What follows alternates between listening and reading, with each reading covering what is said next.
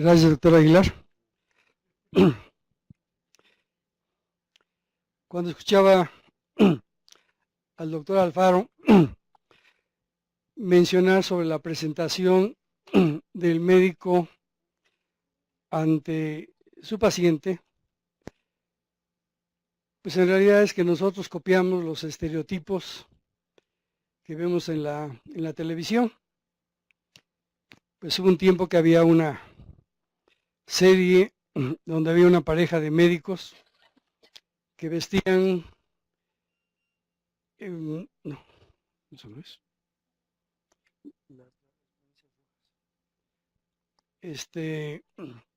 estrafalariamente, y vivían en una camioneta en el estacionamiento del hospital. Pues sí, podemos llegar a ver a nuestro paciente como nosotros nos sentamos más cómodos. Pero puede suceder que una doctora a las 7:30 de la mañana llega a ver a su paciente y actúe adecuadamente, se comunique bien con su paciente, posteriormente le dan anestesia. Pero también hay ocasiones en que rara vez el anestesiólogo en el postoperatorio inmediato pasa a ver a su paciente en el postoperatorio. ¿Y qué creen? Pues ya la doctora ya me la cambiaron. Pues ya está bien peinada, bien maquillada, y vestida totalmente diferente, ¿verdad?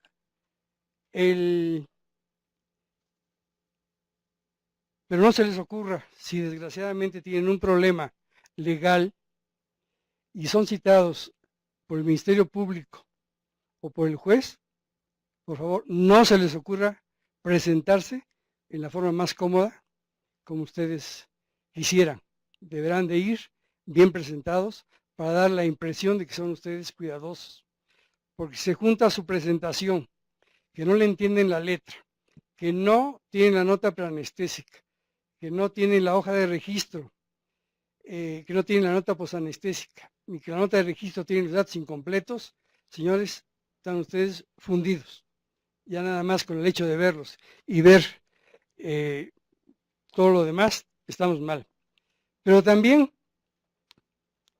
nos gustan los estereotipos, ¿verdad? Y tenemos la serie del Dr. House, ¿verdad? El Dr. House, pues es un fregonazo, él sabe de todo, siempre anda de bata, anda malhumorado, anda de bastón y un poquito drogado o un mucho drogado, ¿verdad? Pero es sumamente prepotente. Y en ese momento me acordé de oír a alguien que iniciaba su entrevista de su paciente diciendo: soy el doctor fulano de tal, anestesiólogo. ¿De acuerdo? ¿De acuerdo qué? Imagínense qué va a pensar ese paciente cuando la primera frase que le dirige el médico, ¿verdad? Le dice su nombre, lo que es, y que sí está de acuerdo. ¿Y de acuerdo en qué? En que es anestesiólogo o es o está de acuerdo con el nombre.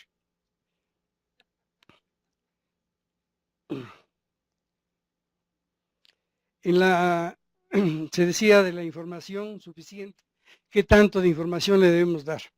Es verdaderamente terrible escuchar a un anestesiólogo que al exponerle los peligros que su paciente se puede exponer durante una anestesia, ¿verdad? En la forma más cruda, le dice, pero es que se puede morir, ¿verdad? Así sin mano, se puede morir. No, pues hay que decirle, ¿verdad? Que la anestesia es un riesgo, que puede haber situaciones en las cuales se pueden presentar problemas, que estamos entrenados para resolverlos, que tenemos los elementos adecuados para resolverlos y que habrá ocasiones en que los imponderables Pues sí, puede hacer, pero no decirlo así en esa forma. Bien, las contingencias que se presentan para poder obtener el consentimiento informado. El médico habla de probabilidades, expectativas, cifras y estadísticas. Habitualmente esto va casi dirigido al cirujano. El cirujano dice, llevo tantas colistectomías, ¿verdad? Y el 99.99 yo no tengo ningún problema. El anestesiólogo no puede decirle, yo llevo 1000 anestesias de este tipo, ¿verdad? Pero ya se me murió uno. Entonces, afortunadamente eso no lo hacemos nosotros, no podemos llegar a eso. Hay ocasiones en que el paciente se niega a firmar el consentimiento informado porque no está convencido que en realidad necesite la intervención. Y si le pedimos el consentimiento informado en el momento que está en la mesa de operaciones, como sucede muchas veces. ¿Por qué? Porque de momento llegó una urgencia y esa urgencia pasa, es la urgencia que le llamamos urgencia directa, ¿verdad? Directa a la posible desgracia, ¿verdad? Y en ese momento, ¿verdad? Si el paciente está consciente, le vamos a pedir su consentimiento, ¿verdad? En primer lugar, no está el familiar. El paciente emocionalmente no está en el momento adecuado. Puede ser que no suceda absolutamente nada, pero no se va a acordar, ¿verdad? De lo que ustedes le propusieron, de lo que ustedes le trataron de transmitir, de lo que podía pasar durante su cirugía. El paciente puede ser masoquista y a lo mejor negarse a la intervención. Puede puede tener ganancias secundarias, es decir, a lo mejor puede ser un paciente que quiere ganar la atención de su familiar. Yo recuerdo alguna vez, un 24 de diciembre, en que una paciente ya en la década de los 60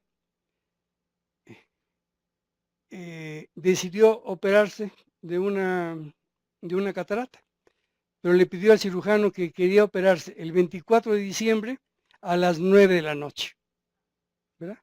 ¿Qué quería esa mujer? ¿Verdad? Pues ganó toda la atención, ¿verdad? Toda la atención de la familia. Cuando acabamos la intervención en el sanatorio, estaban toda la familia, todos los hijos, nueras, nietos, y ella ya era la reina, ¿verdad? Y fastidió a sus familiares y un poquito de paso a nosotros. Pero en fin, el médico usa terminología científica. Es el principal error que cometemos nosotros.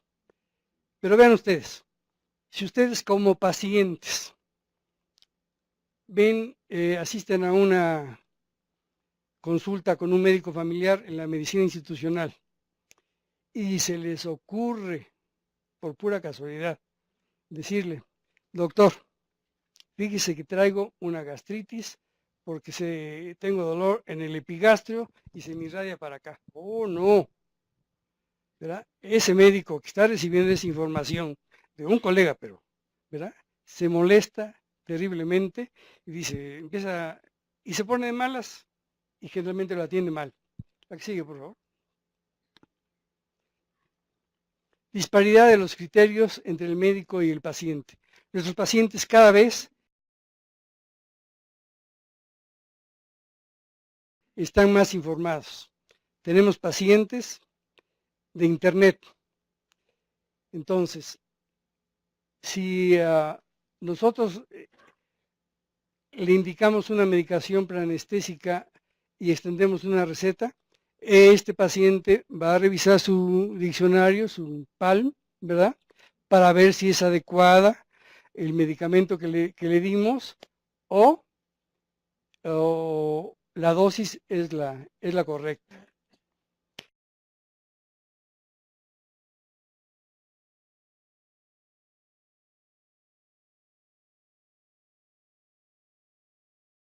si la cirugía que se le propone es la adecuada o no, y si la anestesia que le estamos proponiendo es la buena o es la mala, porque a lo mejor despierta más fácil con la otra que le platicaron.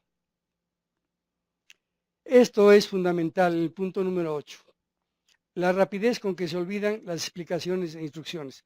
Estadísticamente, el 50% de la información que reciben los pacientes al salir del consultorio, esto ya se les olvidó.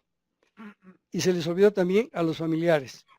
Y nuevamente, cuando van a llegar con ustedes, ¿verdad? Ni el paciente recuerda lo que le dijeron, y el familiar seguramente tampoco. No podemos manipular la información para dejar que el paciente se deje de operar. Ya se mencionó que el consentimiento debe ser firmado en forma libre y en primera persona. Pero es diferente tipo de pacientes. En los pacientes hospitalizados es más fácil conseguir el consentimiento informado que en los pacientes ambulatorios, como se mencionó antes. En los enfermos agudos habitualmente no están en condiciones de recibir información, mucho menos de entender lo que le estamos diciendo. No así los pacientes crónicos. Los pacientes crónicos sí pueden aceptar la información del consentimiento informado, pero ellos son muy incisivos, son muy preguntones. ¿Por qué? Porque oyen la opinión de muchos médicos, de muchos residentes, y muchas veces esa información o lo que están oyendo son informaciones encontradas, y ahí es en donde empieza la desconfianza de nuestros pacientes. Son diferentes los pacientes quirúrgicos y los pacientes que no llevan cirugía, ¿verdad? La que sigue, por favor. Esta última, pues ya casi la tocó la doctora Laura Aguilar, ¿verdad? Este sí es un verdadero problema, ya que son pacientes que nosotros proponemos un tratamiento y ellos tienen otra alternativa de tratamiento. Y ellos expresan de una forma muy particular su punto de vista en la interpretación del consentimiento informado, evitando a toda costa que si el médico indica transfusión de sangre o algunos elementos, estos les sean aplicados a su paciente, tratando de hacer valer la llamada tarjeta de sangre. Son los testigos de Jehová. Pero es muy importante lo último. Pero a veces amenazan al médico con la inhabilitación profesional o el encarcelamiento.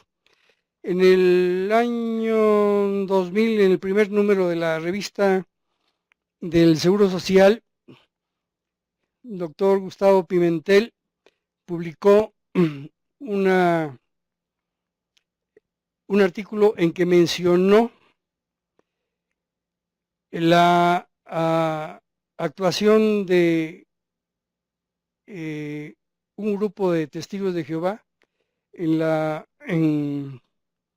por un lugar de Morelia, ahorita no me acuerdo, en donde los llevaron a todos los médicos, a todos los directivos, a un auditorio. Y sus directivos, sus representantes, ellos les llaman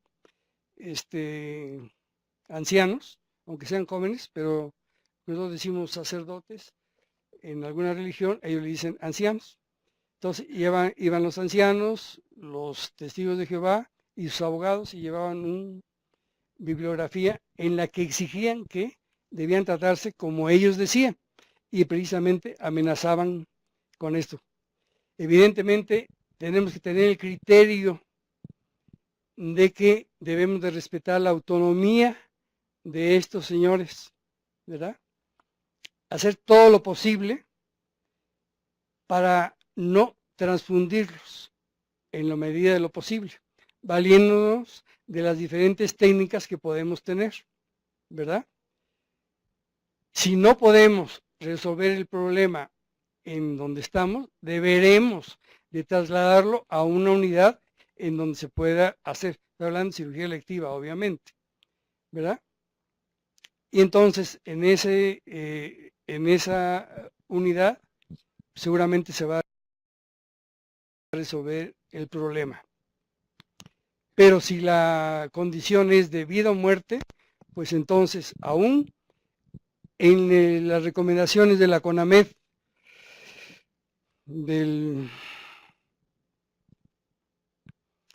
que fue un estudio multicéntrico entre la CONAMED y derechos humanos, llegaron a la conclusión 6 puntos fundamentales, pero uno de ellos menciona que nosotros deberíamos de aceptar la ayuda de uno de los médicos que manejan este tipo de problemas, ¿verdad? Evidentemente que eso en una institución no es posible, porque ¿quién va a ser el responsable? O la autoridad va a permitir que otra gente entre a ayudarnos o a asesorarnos a nosotros en nuestro trabajo. Entonces, son puntos que dio la CONAMED, pero el punto quinto que menciona ellos dice, si la transfusión es necesaria, efectúese. Bien, pues con esto damos por terminado la sesión. Le ruego por favor al doctor Alfaro y a la doctora Aguilar, si pueden pasar. Y si tienen ustedes preguntas, es el momento.